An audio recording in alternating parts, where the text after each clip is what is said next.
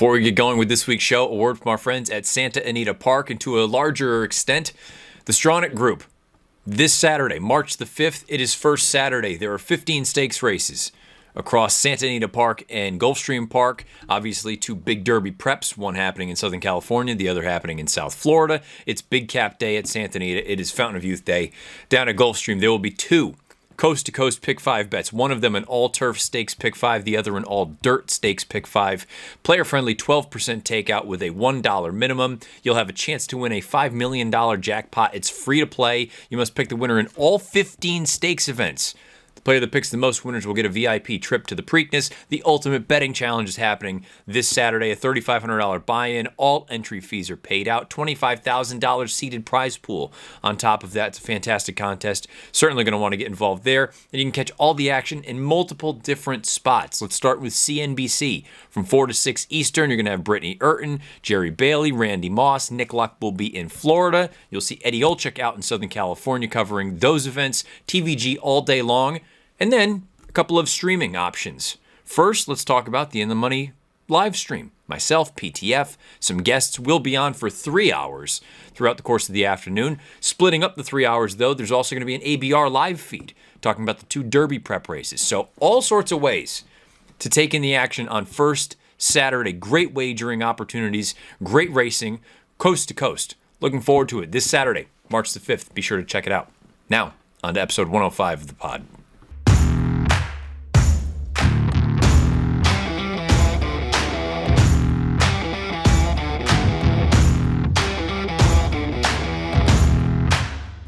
What's happening? Welcome into the Matt Bernier Show, part of the In the Money Media Network. My name is Matt Bernier. You can follow me on Twitter at Bernier_Matt. Today is, what is today?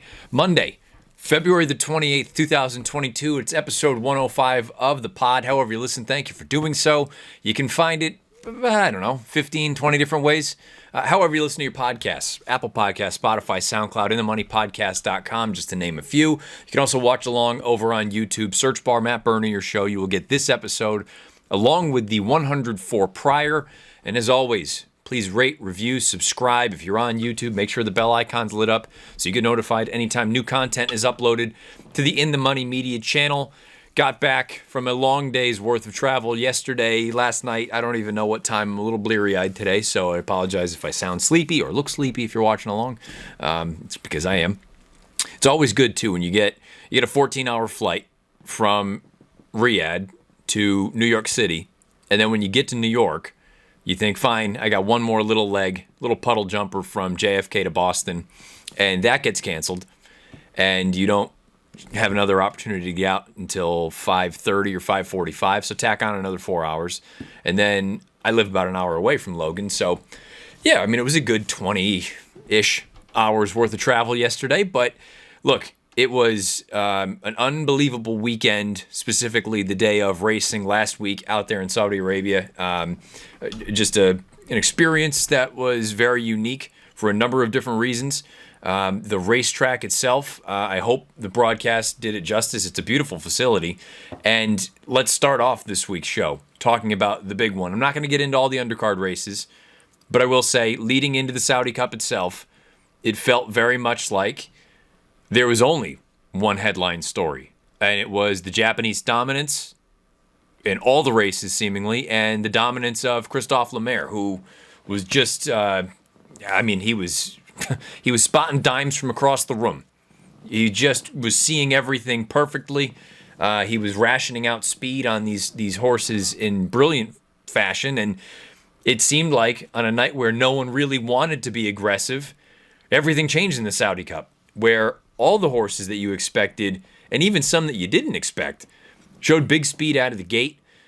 When Midnight Bourbon was a few lengths off of the pace early on, and again, keep in mind the fractions, it's not an apples to apples comparison because there's no run up over at King Abdulaziz and honestly, basically in most places internationally, there's no run up, none of that stuff. So clock starts the minute the gates open.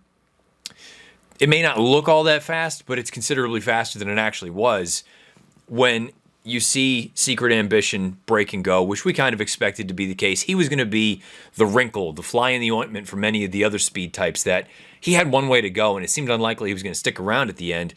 but you knew he would be aggressive. He goes, we saw some other horses figure prominently early, including Mandaloun, who we'll get into Mandaloun and a few of the big horses that just didn't fire. But the pace was lively. And again, it felt like the only headline of the evening, other than whoever, whichever favorite ended up winning the Saudi Cup, was going to be the Japanese dominance. And lo and behold, the shocker of all shockers happens. They turn for home. Country Grammar putting in his bid off of a lengthy layoff. Midnight Bourbon, the two of them hook up. Looks like it's going to come down to one of them. And then the local horses, first making miracles, and then the eventual winner, Emblem Road, rallies down the center of the track beneath Wiggy Ramos and upsets everything which again, in Riyadh, in live, real-time sort of scenario, we don't know what the prices are because there's no gambling over there. But I knew, doing homework leading into the week, that he was more or less an afterthought. To be fair, both of the local horses. And the reason they were afterthoughts, in hindsight, you look back and did you miss anything? No. The local horses we're talking about some of the best dirt horses in the world. And even if they're not the best dirt horses, you're talking about some of the best turf horses in the world trying a different surface. So the quality was off the charts. And maybe it's a little short-sighted to just say the local contingent didn't deserve a deeper consideration, because they were both horses that were in great form. You just don't expect that to happen. We're getting closer to March Madness. It feels very much like the 15 beating the 2, or in the one instance of the 16 beating the 1. It just, regardless of the circumstances, seems like such an implausible result that, no, I'm not surprised that I've seen some over in Europe. The horse was somewhere around the 80 to 1 number. Here in the States, I've seen anywhere between 110 and 115 to 1. I mean, we're talking about, and I haven't gone back and watched the broadcast since because, I passed out when I got home. But I hope we did a good enough job of emphasizing the idea that what you saw was, Arkong comes to mind. In 93 in the Breeders' Cup, he was an even larger price. But, we're talking on the short list of all-time upsets. I also forgot in the heat of the moment on Saturday that Torquato Tasso was a giant number in last year's Arc, the German horse. I think he was in that 75 or 80 to 1 range. I could be wrong, don't quote me on that, but that's off the top of my head. It was just a stunning, stunning result, and I've never been at an event where the atmosphere was what it was there at King Abdulaziz on Saturday night, because the only thing that came close, there were two, and they both involved American Pharoah. One was his Triple Crown win in the Belmont. That was different because the anticipation was so high, everyone was hopeful that it would happen, and just purely on a number standpoint, there was 100 and some thousand people there. The grandstand at Belmont Park shook like you thought the building was going to fall down. That was one. Another, but on sort of the flip side, was the Travers that year at Saratoga, where the anticipation and the noise level is through the roof, and then all of a sudden you can hear a pin drop when Keen Ice gets up to defeat him. But the thing that made Saturday's environment there on site, and maybe I've seen the replay, I've watched it a number of times, you can hear it, but I don't even know that it does justice to how loud it was there.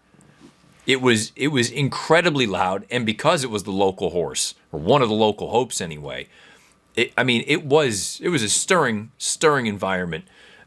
Just a crazy result. And I will say, as someone who, and perhaps it comes off this way from time to time, and I don't want it to, but as someone who can be down from time to time on results and races and get so stuck into the analysis of just purely looking at it from a nuts and bolts standpoint, this, that, or the other.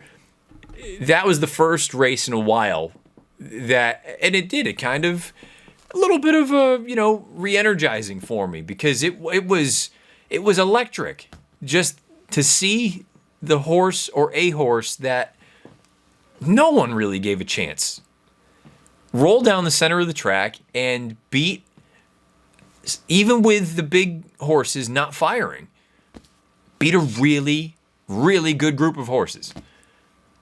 And do it on, from a pace standpoint, he was slow out of the gate. And then Ramos, again, a local rider. He's been based there for a long, long time now. But many people have brought up he was aboard the horse that upset in the 93 Florida Derby at $1,000,000 as well. There's that element of local knowledge. And I tweeted it Friday when we were there.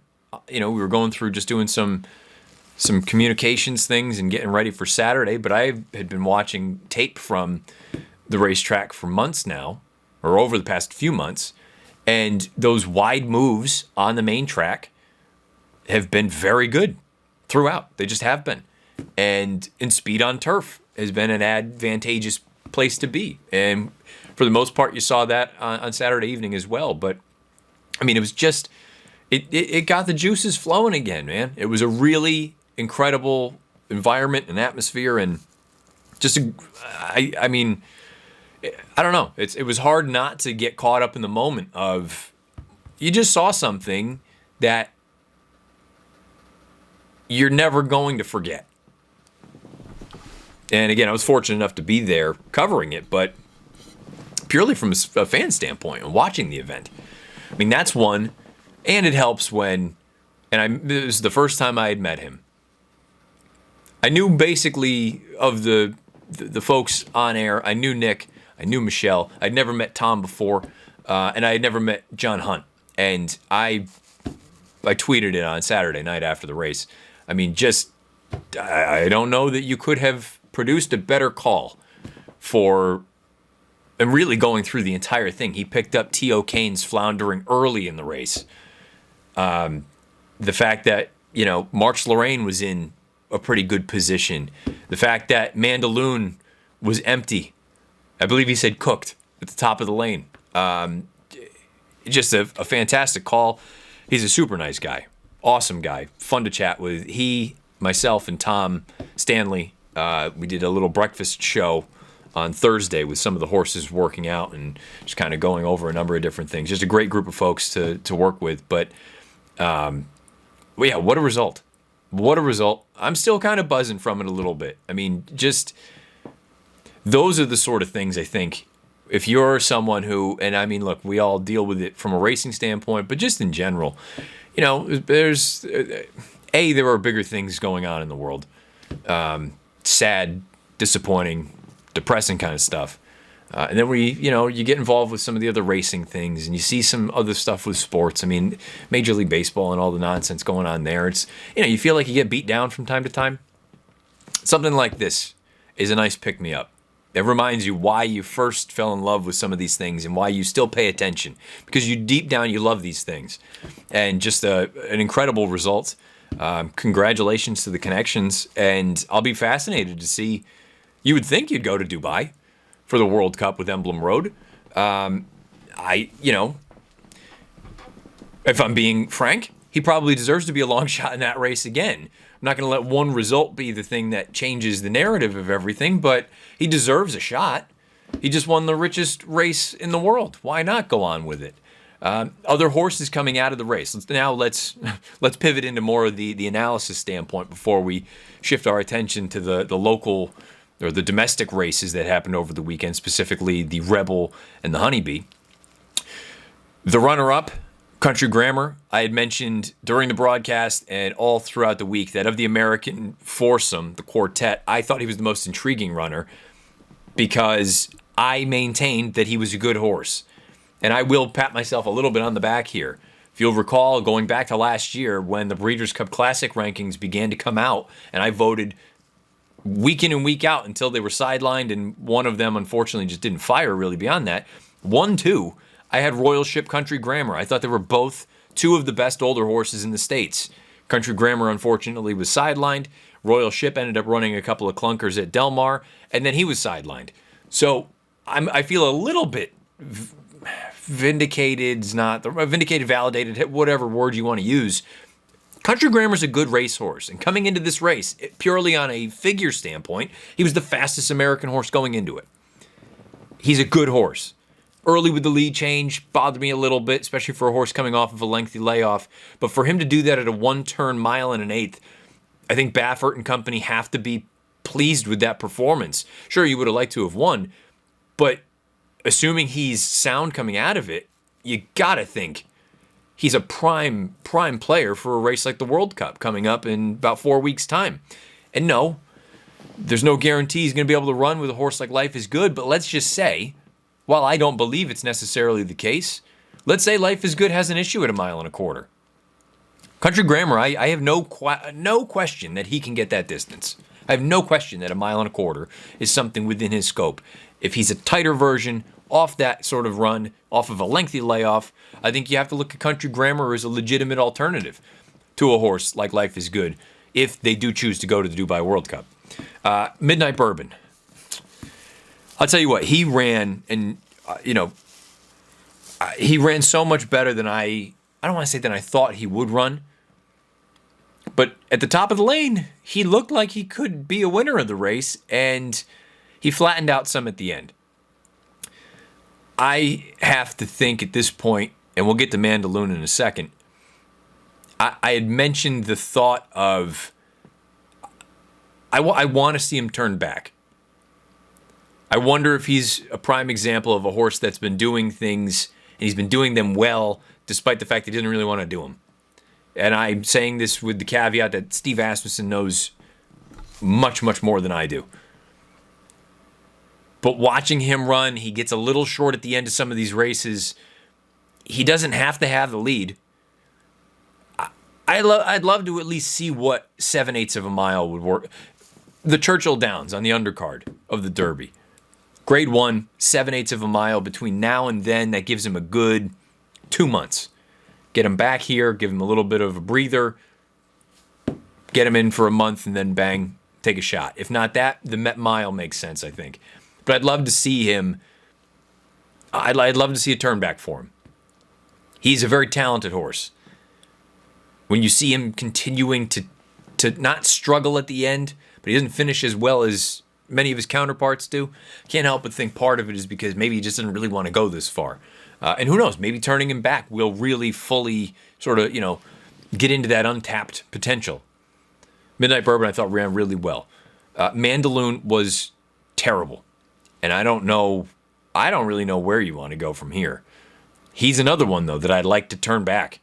Find out. Maybe he's been going a little bit too far. I said it on the pod last week. I don't know what his ideal distance is. Is he 1 mile and an eighth? Is he 1 mile and a 16th? Is he 1 mile and a quarter? Is he 7/8? I would turn him back as well. See what happens. Doesn't mean that you can't stretch him back out in time, but find out, I would think, if maybe they do want to go shorter. And there's nothing wrong with having a one-turn horse. Luckily for the boys, you got many options. You've got the Churchill Downs. You've got the Grade 1 Met Mile. You've got the Forgo at Saratoga. You've got maybe some slightly lesser races as far as the grading is concerned, but you've got the ACAC that you can run in. There are many options for one-turn runners, and if you still believe that you've got a big-time one-turn runner, who's to say you don't wait for a race like the Woodward at Belmont Park in the fall? As far as Breeders' Cup time goes, this year it's at Keeneland. You're probably looking at the 2-turn dirt mile.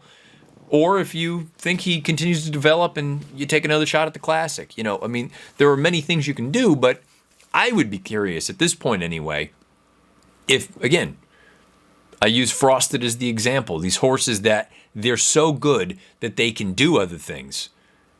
But when you allow them to actually do what they want, Frosted's Met Mile, who knows about these two horses, Midnight Bourbon and Mandaloon, they explode.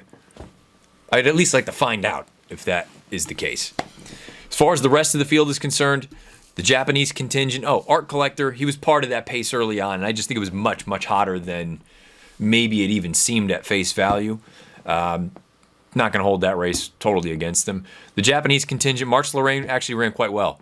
She was traveling well and behind horses, and when the real running started, she just kind of finished evenly, but she gave a good account of herself. I loved T.O. Keynes going in, and John Hunt alluded to it. He was cooked early.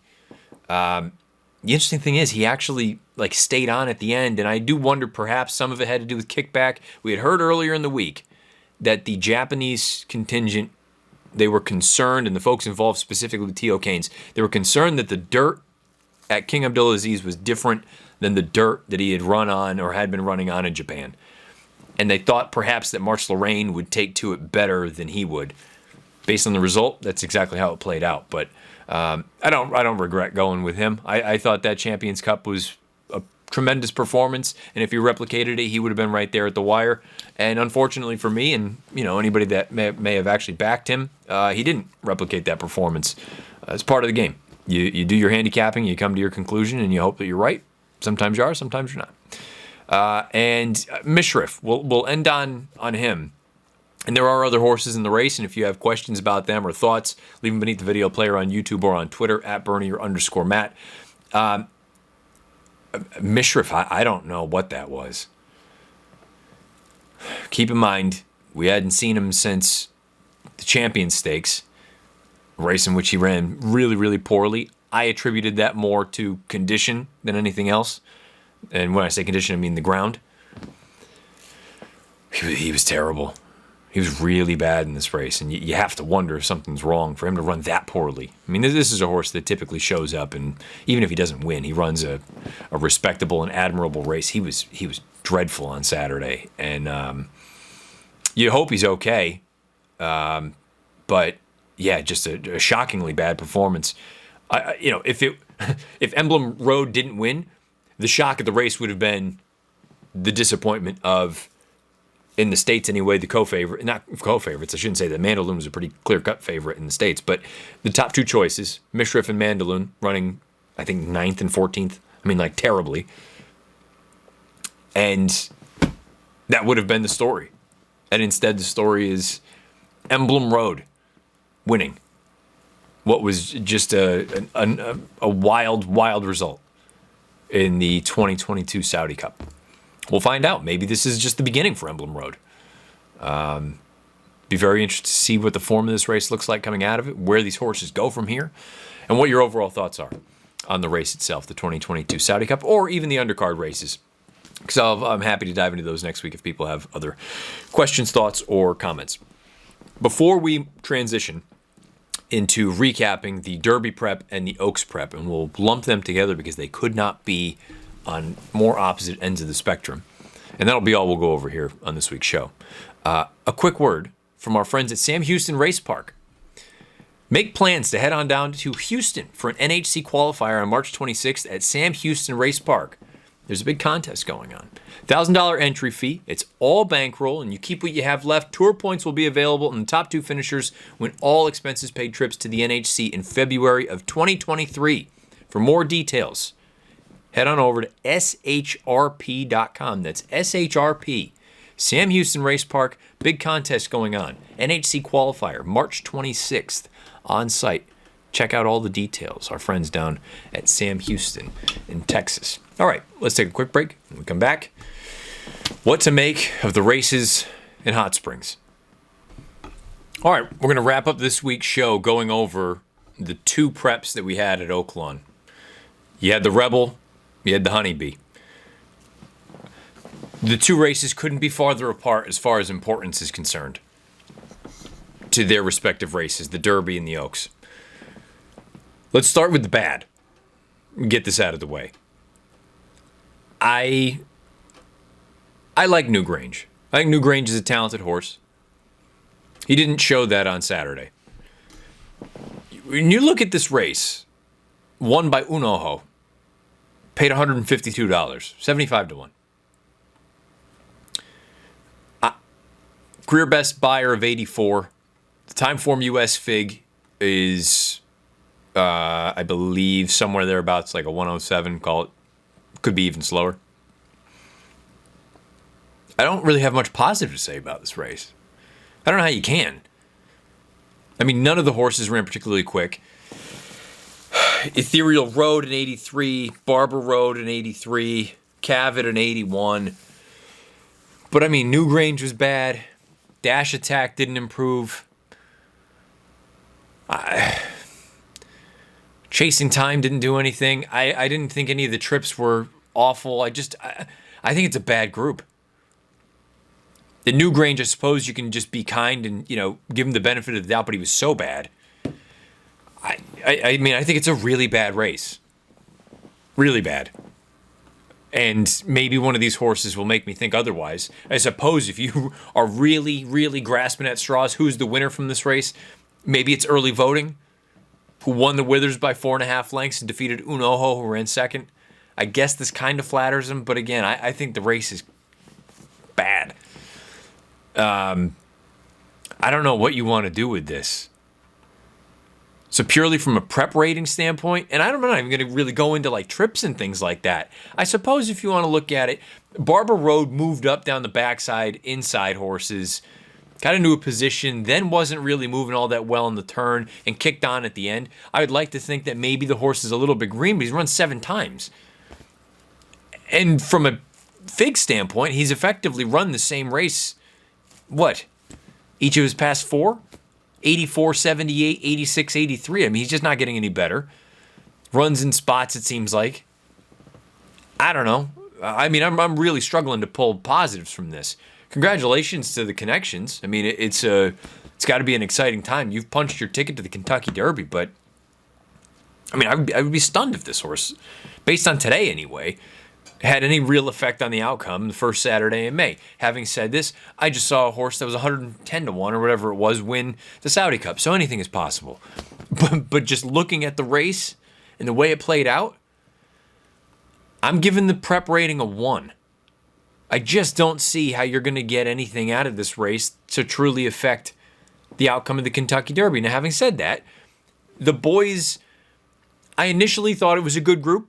I still do. I'm not ready to write them off, but I will say the past few weeks leave you a little bit, little lukewarm, which then rolls into the Honeybee and the complete opposite, where Secret Oath, she wins again, and not only does she win again, she wins by open lengths again, and she does it in a fashion that I loved.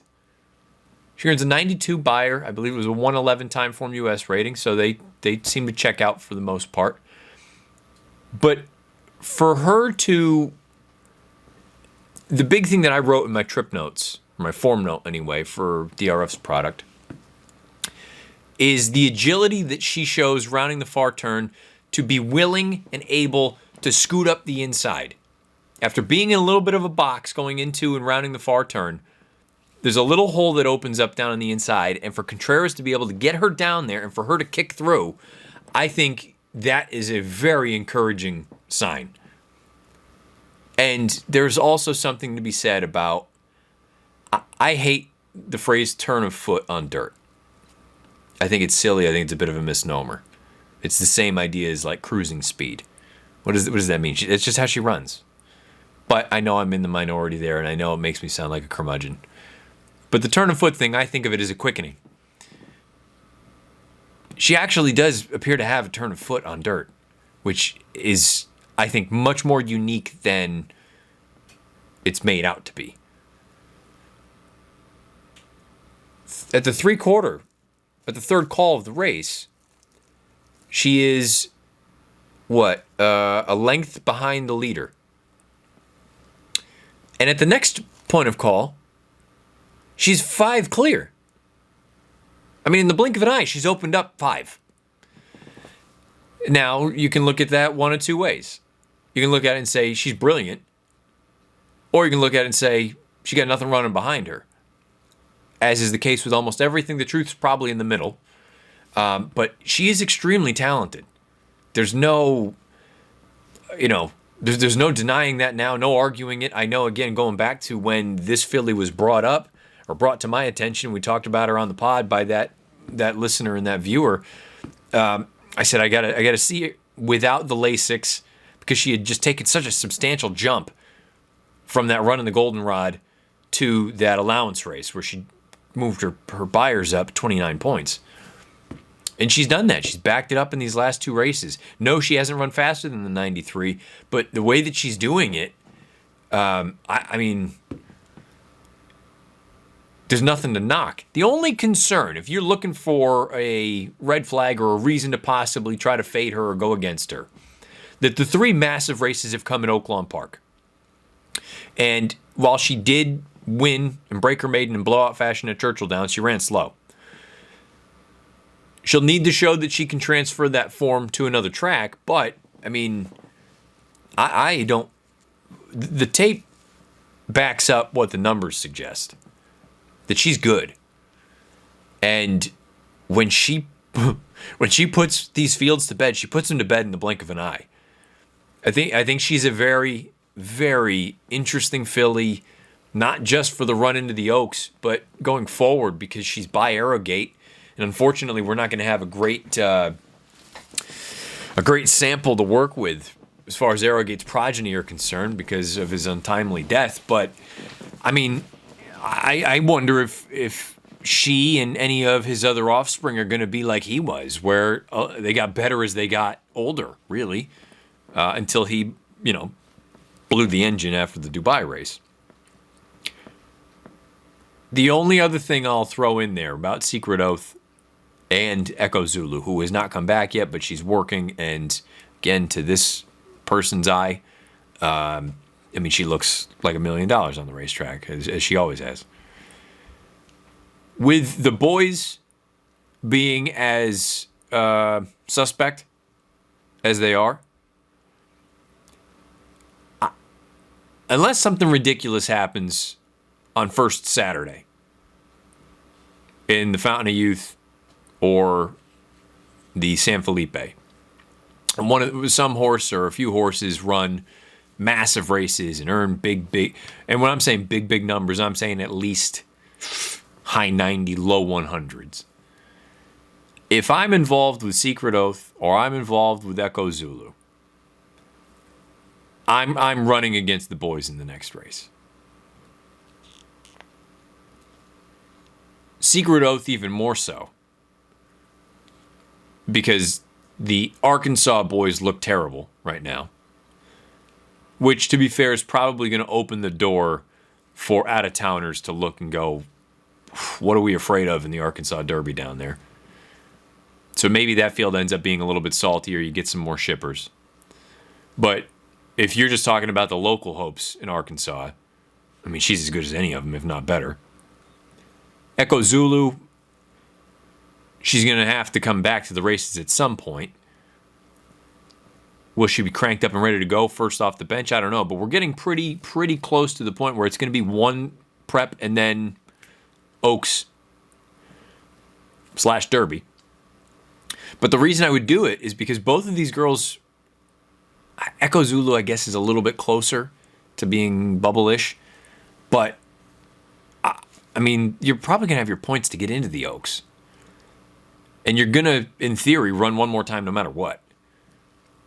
So what is the downside, if you're Secret Oath, to running in the Arkansas Derby? And by the way, it's not lost on me that Wayne Lucas is their trainer. If she runs in the Arkansas Derby and it doesn't work for whatever reason, fine. You got your final prep in. You got 4 weeks. You're running the Kentucky Oaks. You're one of the favorites. If you're Echo Zulu, I believe last I looked, she's got 30 points, I want to say. And again, I'm going to do what everyone loves. You're listening to something or you're watching something as somebody's doing research. The Oaks fillies, Secret Oath, 60 points is more than enough to get her in. And Echo Zulu's got 30. Let's say it caps out at a 14-horse field. There's still a long way to go for horses to pass Echo Zulu. I suppose if you're fearful of not being able to get enough points to get into the Oaks, then sure, run in one of the filly preps and go from there. But if she's as good as, her 2-year-old form suggests, and we think that she's going to be somewhat close to that going forward, why not run in... Boy, Louisiana Derby would be a tough spot for her to come back in, because that's running a mile and 3/16. You probably would have to get her out of town. I don't know if you want to do that. But, point being, if these girls ran against the boys in the final round of preps and it didn't work, so be it. We go back and we run in the Oaks. And we're the 2 horses to beat. If it works, then you have a choice to make. And let's say they don't win. Let's say they run really well against the boys and they get their points that they need to get into the starting gate. You can look at it and say, and the beauty is the connections would have all that lead-in time, basically until whenever, entries are taken, roughly a week out from Oaks and Derby, you have all that time to make a decision of what race you would want to go in. You can take a full view of the landscape and say, you know what, the girls, there's nothing behind us, we're not worried about it, or the boys, they haven't developed, we have a chance. If either of them win, whatever race they could run against the boys in, I mean, again, the world is, it's theirs for the taking. They can do what they want. Again, I'm not someone who cares about the whole, let the girls. I get the logic of you have a major prize that is restricted to just fillies. Why would you bypass that? But in the big picture, if the boys keep looking pedestrian and these two girls keep running the way that they have, or we've seen them in the past, why wouldn't you take a shot? That's just my feeling. And by the way, don't forget, out on the West Coast, you've still got Adair Manor. And who knows what the whole Baffert thing will be, but she's very good. So it's not as though the Oaks would be a cupcake, even if it's just these two. Well, somebody's got to win, somebody's got to lose. The Derby? I mean, how many of the Derby horses are you terrified of? I like the Louisiana Path right now. I think all those horses are good. And that's why I kind of preface this conversation by saying, let's see what happens this coming Saturday. If somebody runs big in the Fountain of Youth, or somebody runs big out in Southern California, maybe the whole tune changes. But if they all kind of do what they've been doing, what do you have to lose? What are you afraid of? Just my 2 cents. Let me know what your thoughts are about Secret Oath, about Unoho, about the Honeybee as a whole, about the Rebel as a whole, and what these two divisions look like going forward. Because don't look now, but we've got roughly 8-ish weeks until the first Friday and Saturday in May. Clock's ticking. Let me know what your thoughts are beneath the video player on YouTube or on Twitter at Bernier_Matt. However you listen, thank you for doing so. Please rate, review, subscribe. You know all the places to find the pod. You know where to find the video version. Again, Saturday, myself, PTF, guests, we will be on for 3 hours. We're going to be doing a 2-hour shift, then breaking to allow the ABR coverage. They're going to be coming on to go over the prep races, and then PTF and I will be coming back for a final hour of coverage for first Saturday. Got all the action from Gulfstream, all the action from Santa Anita. You can follow along with this. You can also watch on TVG all day. You can also watch on CNBC with the NBC crew who's going to be covering both sets of races. Plenty of ways to take in all the excitement from first Saturday, this coming Saturday, March the 5th. Again, also don't forget to check out our friends at Sam Houston Race Park about that big NHC qualifier coming up in just a few short weeks' time. So that's going to do it for episode 105. However, I can't even remember how I typically sign this thing off. Best of luck however you play, whatever you play, and wherever you play. There it is. I knew it would come back for a second. This has been episode 105 of the Matt Bernier Show. We'll see you this weekend.